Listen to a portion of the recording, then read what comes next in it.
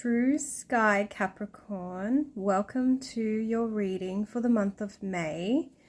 So the first deck that I am using today for the solar transit through the sign of Aries is the Norse Mythology Tarot. So if you're new here, welcome. If you are a returning subscriber, welcome back. On the bottom of the deck, we have Freya. So she is one of the main cards in this deck. She is associated with your Rider-Waite system tarot as like the Empress card. So she's the third in the main deck. In this deck, however, she is referred to as the beauty and the war. Freya is the goddess of love, fertility, and beauty, but also of war and magic. She brings life and desire wherever she goes. Freya represents creative force, prosperity, instinct, and the connection with nature and the body, symbolizing abundance, creativity, sensuality. Freya invites you to cultivate what you love and to nourish your life force. Trust your desires. They are seeds that ask to flourish. So the Empress card, or the Freya card, is associated with the planet Venus. And currently we do have Venus in Taurus. And Venus could be very well trining your Capricorn placement. Doesn't have to be. But yeah, that's a very Venus energy. That's the shadow energy of the deck today. The first card, however, we have here is Odin.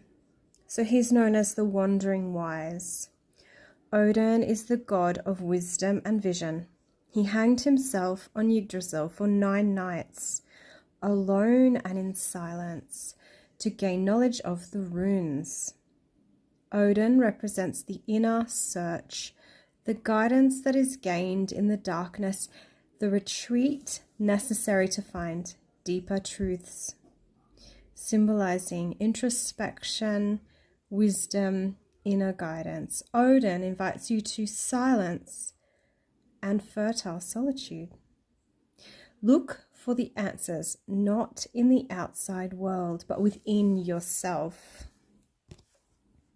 So Odin, in an astrological sense, is a complex figure. He is kind of associated with Mercury, you know, Wednesday, Woden's day, that mercurial figure. However, there are elements of him that you could say are like almost Jupiterian, Plutonian, maybe even solar.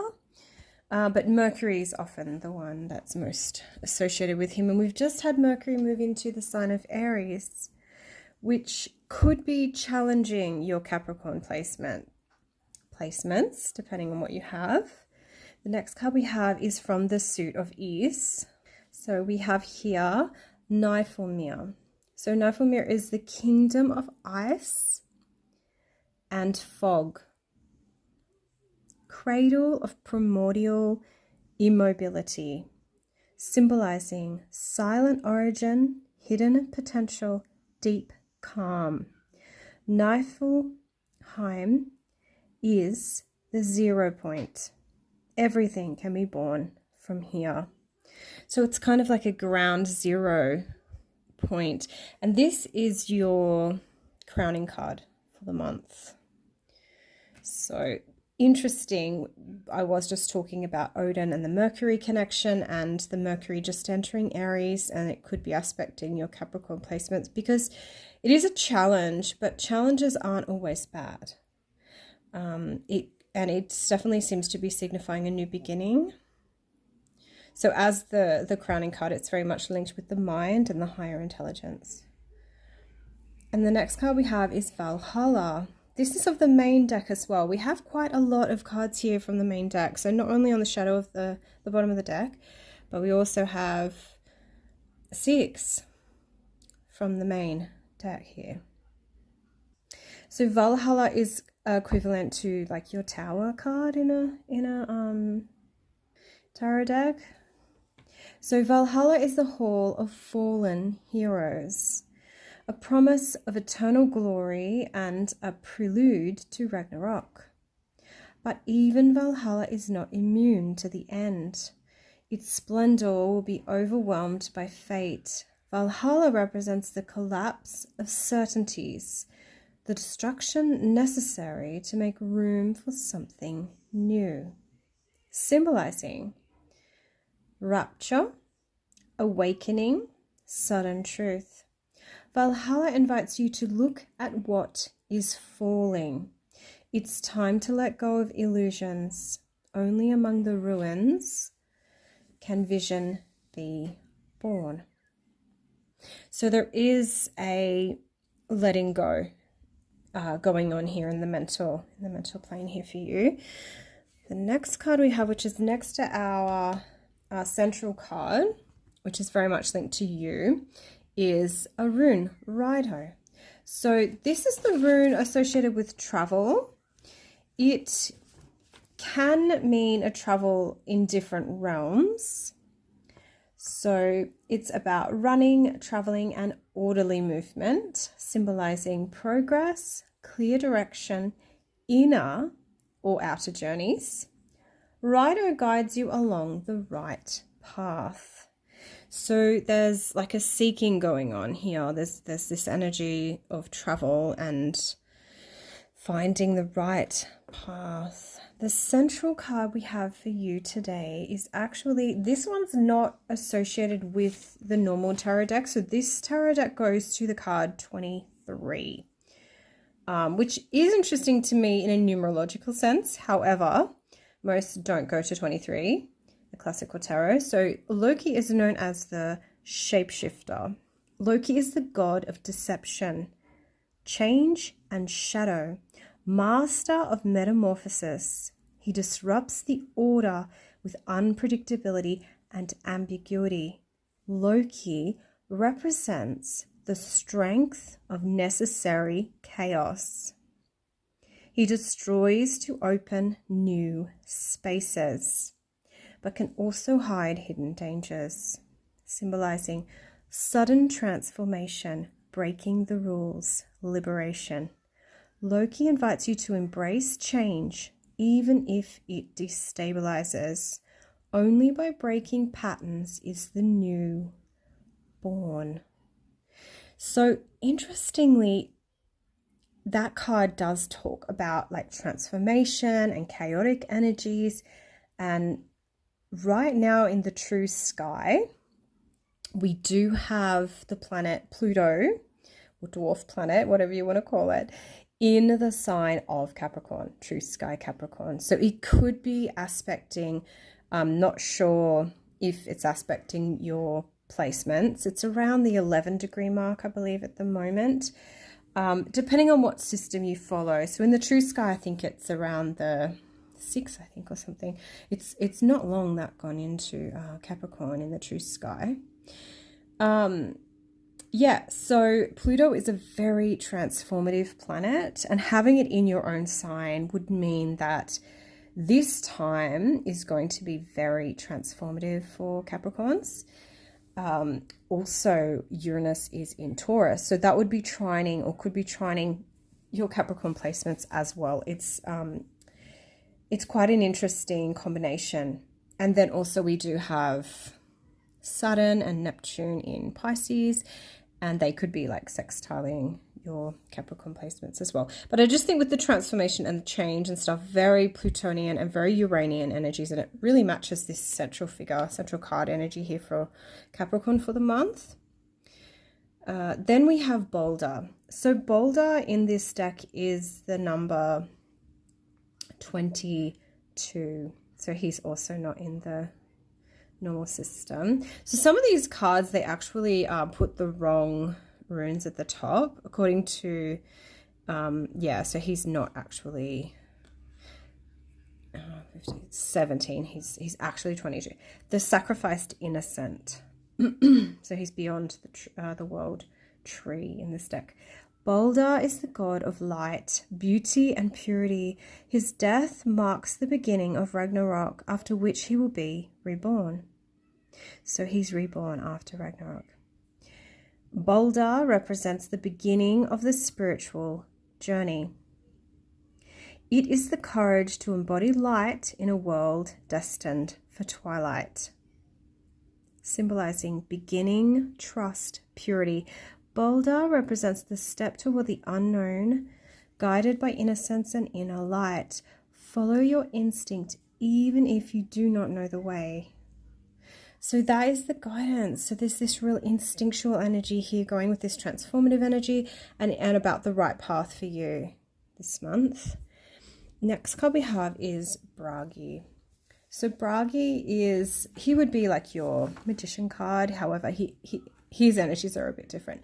Bragi is the god of poetry and eloquence. His words shape reality, giving form to the invisible. Bragi represents the creative power of the mind, the ability to transform intent into action through words, gestures, and knowledge. Symbolizing talent, communication, active beginning. Bragi invites you to use what you know to speak, to create. You have the tools, now put them into practice. So this is flanking our base of the matter card, which is the only card of the Ulfbert suit. And here we have Tyrfing, the cursed sword of King Svarlami.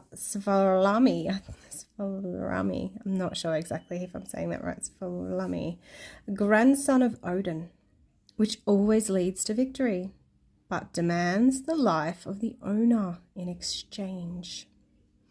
Symbolizing ambivalent power, critical decision.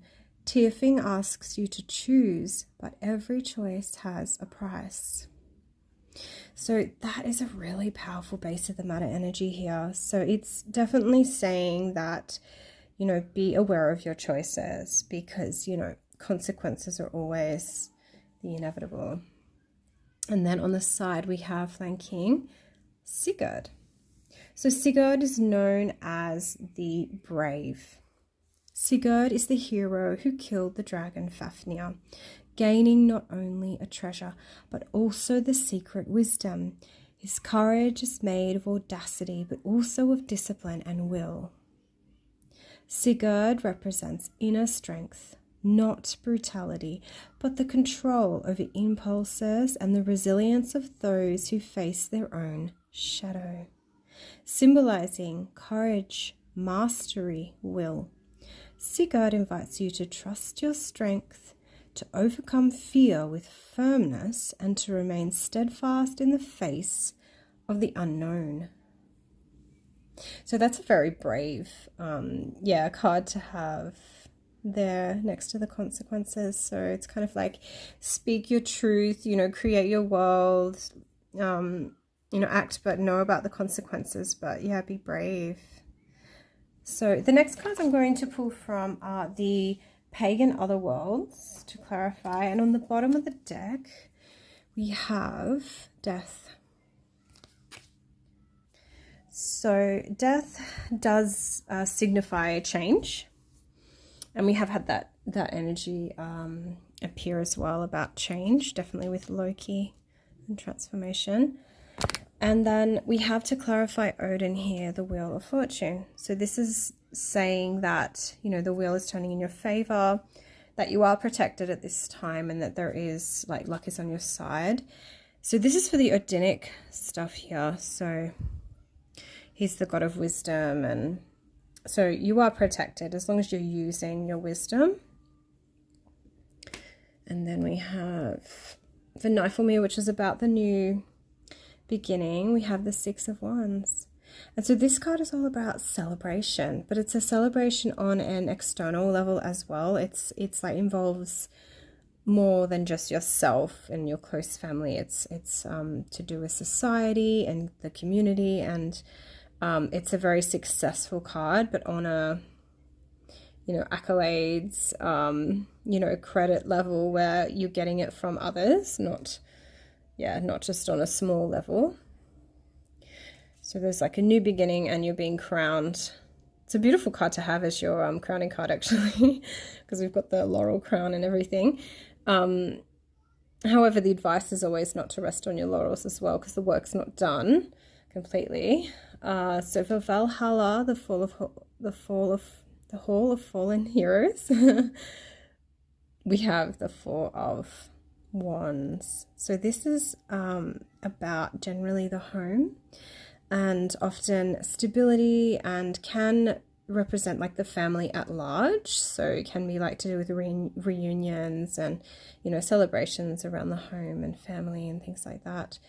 So having this to clarify the Tower is interesting. So I'm not sure if there has been like a Tower moment in your family or in your celebrations within your family, or there's been a Tower moment in your life and now you're getting this positive family situation after this Tower moment. Next one we have is, this is to clarify the Ride-Ho rune, the Three of Cups. So this is all about celebrating with others. So it is talking about the right path with Ride-Ho. So it is important to celebrate with others. So if you can, do that. And it might even help you on your path to find your true direction.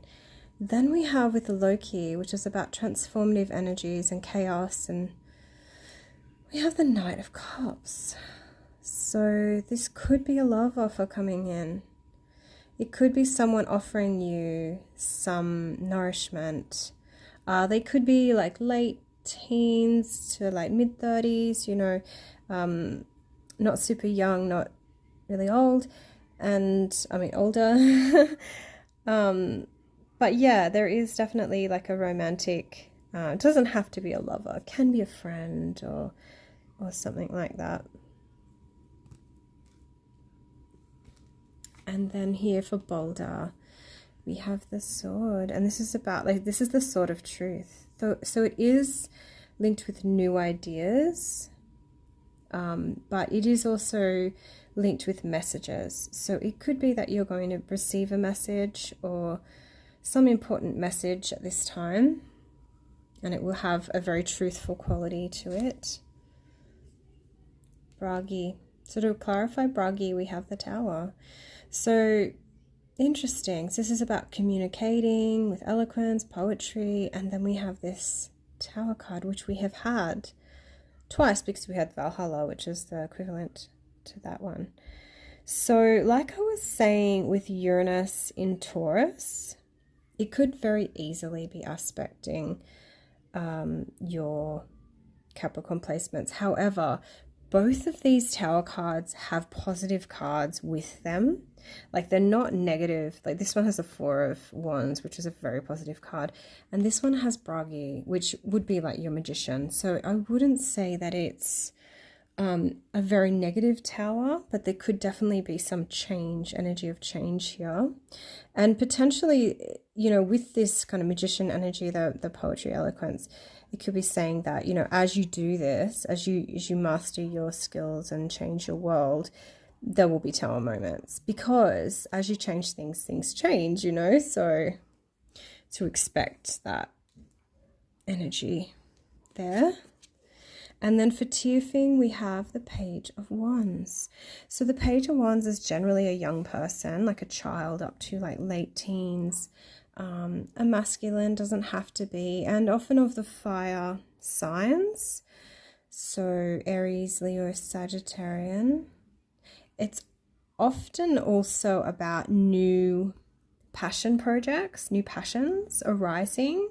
And this was to do with this sword that you have to be careful about because of the consequences. So new passions, you know, be aware of consequences. And then it's also linking here with this Knight of Cups. So maybe there is a new love offering and you need to be aware of, you know, what to do with that going forward, you know. For Sigurd, so this was about the hero and, killing the dragon and discovering wisdom and treasure.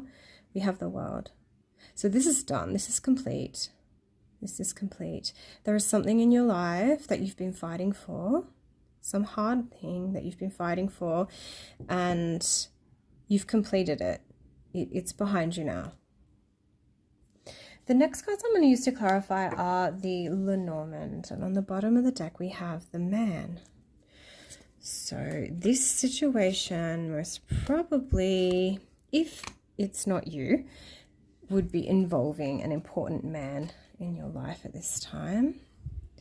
So the first one we got is the Storks with the Six of Wands and this new beginning. The Storks can signify a pregnancy. So with the Victory card, it could be even that you've been struggling in this area. You know, there's this new beginning, and that maybe that's, if it's not a pregnancy, it's like creation of new life in some sense. It's often linked with the home though, with the Stork. So this time we have the Garden. So this is a really beautiful celebratory card, and it is linked with romance. So the Garden is, to clarify, the Knight of Cups. So there is maybe a love offer coming in to do with this place of pleasure.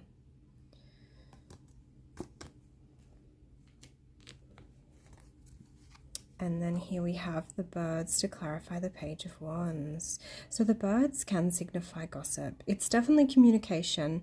However, it can definitely signify gossip and messages. So you might be receiving. So the wands can be a very passionate energy. So you might be receiving some passionate messages at this time, and you need to kind of think about the consequences of, responding or whatever it is that you're doing. Next cards I'm going to use are the Kipper. And on the bottom of the deck we have Courtship. So that is interesting. Alright, so interesting. We have the Storks with the Poverty card. So maybe this situation hasn't come about because of poverty, or maybe this situation is coming about and leading to some poverty, but there is poverty involved here. Normally the Stork is a very positive card, but we do have this beginning energy too, and the poverty is kind of like a beginning energy. I mean, it's almost like an emptiness, it's a lack energy, so that is interesting. And the next one we have to clarify the Garden is Great Fortune. So there's some great fortune coming in here linked with a garden. Maybe you're planting a new garden, or you've, inherited a garden, or you work in a garden. You're making money that way. But yeah, great fortune with the Garden and the Knight of Cups. The next one we have is occupation. Okay, so this could be at work. This gossip and this communication could be at work, involving this passion. Could be passion project, doesn't need to be passions. It could be some project you're wanting to begin, and you're thinking about the consequences of it. And maybe people at work are talking, what is she doing? What are they doing? Sorry, I say she because there's this lady sitting here, but it does not have to be. Next cards are the Rune cards. Interestingly, we got the card Manas, which is a very masculine card here. So Manas is the rune associated with humanity, intelligence, alertness, society, and learning. Oh wow, we got Becano at the top.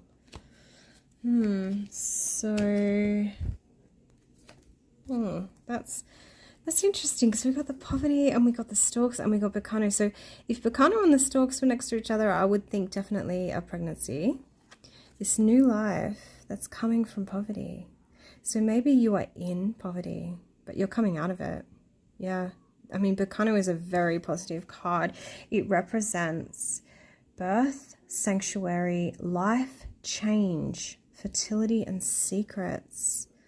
So there's like a new life, whether that is an actual life, you know, in her belly, or just a new life that you're going into from poverty. So you've been going through really hard times, which is kind of clarified with the knife or mirror, starting from this base, you know, position. But there's success there. And then there is the stalks, and then there's, yeah, okay. So that's how I'm taking it, is that you're coming out of poverty. And then we have Isa. So Isa always holds back the things that it touches. So it's the ice, it's the stillness, the self-control, focus, stability, and stasis. So there is a hold on this fortune. There is a waiting period before it manifests. It's like on ice, you know. Maybe even it could signify, not sure where you are in the world, but it could signify maybe after the winter, after the thaw of the ice. And interesting that after the thaw of the ice, the garden would grow to, however we have the fortune in between. But I mean, a garden is a great fortune, really, especially a nice one. But yeah, in general, nature is... Okay, now we have Fehu. So Fehu is the rune of wealth, luck, abundance, energy, and also fertility. So it's about an occupation. So there's something that you want to do or that you're doing that will bring you great wealth. And there's the talk of others about it. It's a passion project, but you have to figure out how to make it work. Okay, the last cards I'm going to pull from today are the wilder ones. And on the bottom of the deck we have free time, awareness, and awakenings. My progress has purpose and is divinely guided. And then we have friends, family, and gatherings. I connect with others with ease. That's lovely. This is new beginning.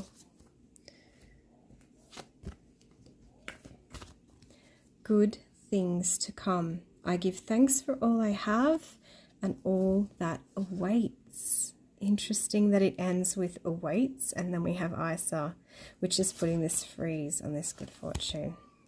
It's like it's holding it pristine for you.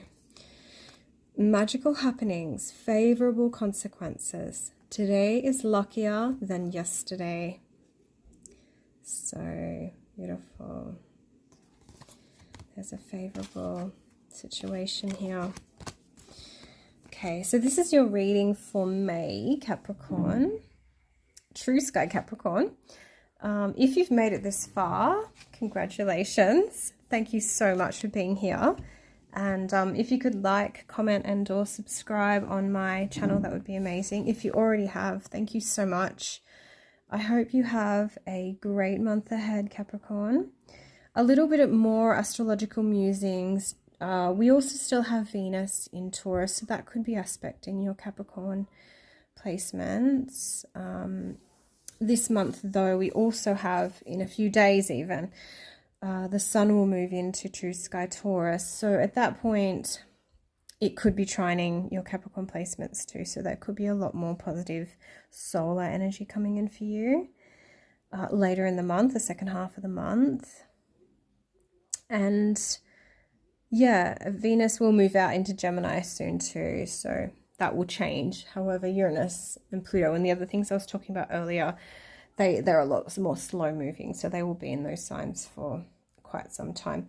Mars is about to move into Aries though, however, so that could be challenging or squaring your Capricorn placements, so just be aware of that. I didn't really see too many conflicting cards here. There was a lot of change. Yeah, I didn't really see a lot of conflict. So I'll be back with another reading again soon.